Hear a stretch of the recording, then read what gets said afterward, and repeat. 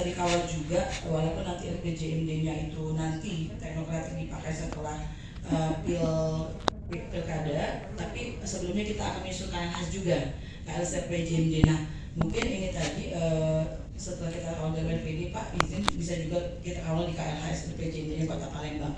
Jadi bisa sinergi nanti di dokumen selanjutnya. Nah, terkait ini juga mungkin Nusantara juga sama Pak, kami juga mendukung sekali dari sisi transportasi terkait di sektor LRT, karena memang ini berdasarkan Permenko nomor 9 tahun 2022 dari keputusan Permenko itu memang LRT masih menjadi salah satu fokus PSN kita Pak di Sumsel. Dan sekali itu, dan juga mungkin jika memang dibutuhkan Pak, kami kemudian Provinsi Sumatera Selatan juga ada terkait data-data PT Pak teman tinggi Kemenko nomor 28 tahun 2021 itu ada juga beberapa teknologi bermasalah yang terjadi di Kota Palembang, dan jika memang nanti bisa dijadikan data sebagai advice, nanti kami bisa berikan itu untuk tim konsultan. Jadi karena memang terkait kebijakan satu peta, mohon izin Pak, kami juga selalu mensosialisasikan ini ke kabupaten kota bahwa jika ada satu perencanaan pembangunan, suatu proyek itu kita harapkan clear di kedepannya untuk masalah tinggi ya Pak ya.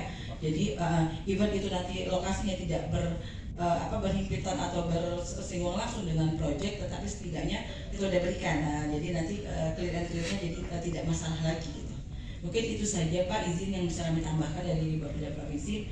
Pada dasarnya kami sama dengan Bapeda Kota Palembang, dengan Pak Hari sampaikan tadi, kami mendukung ya Pak ya program-program pemerintah daerah. Terima kasih. Wassalamualaikum warahmatullahi wabarakatuh. Ini kita mengikuti kegiatan Bappenas bekerja sama dengan World Bank, di mana Bappenas itu akan memberikan hibah berupa pendampingan konsultansi untuk kegiatan-kegiatan yang sifatnya environmental atau sifatnya untuk keberlangsungan alam gitu. Ada 6 yang kita usulkan, sepertinya yang tertarik dari mereka adalah penggunaan energi listrik pada kendaraan umum transportasi di Kota Palembang. Nanti diharapkan kita mendapatkan bantuan berupa konsultansi berapa idealnya kendaraan umum yang listrik, bagaimana cara menyiapkan listriknya, berapa luasan untuk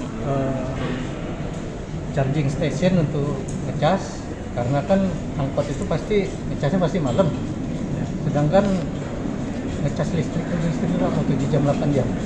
Nah itu yang kita dari pemerintah kota tidak ngerti, jadi mengharapkan bantuan konsultansi tentang sistem itu, karena di Palembang belum pernah ada angkot pakai listrik. Kita tidak tahu, yang baru ada Jakarta. Yang jelas yang kami dengar mobil listrik itu tidak segampang cak ngisi bensin, waktunya lebih lama, dan kemudian cak mana cara melihara baterainya kita juga ada ini. Jadi itu nanti akan jadi bahan pertimbangan setelah mendapatkan hasil kajian dari mereka. Jadi bahan pertimbangan bagi pemerintah kota, kapan tepatnya pembaharuan jadi kendaraan listrik itu layak kita kerjakan. Apakah 2024, apakah lebih jauh dari situ, seperti itu. Untuk saat ini kendalanya di mana Pak? Kalau bilang kendala, nomor satu duit pasti Pak. Kendaraan listrik itu sangat mahal sekali, kita juga belum. Kita juga pemerintah kota belum mampu, makanya kami minta kajian itu nanti lengkap. Jadi satu kendaraan listrik itu butuh biaya berapa? Mungkin nanti bergulir, kami juga ingin menanyakan, ada tidak program pemerintah yang sifatnya bantuan untuk kendaraan umum listrik nantinya. Tujuannya apa acaranya?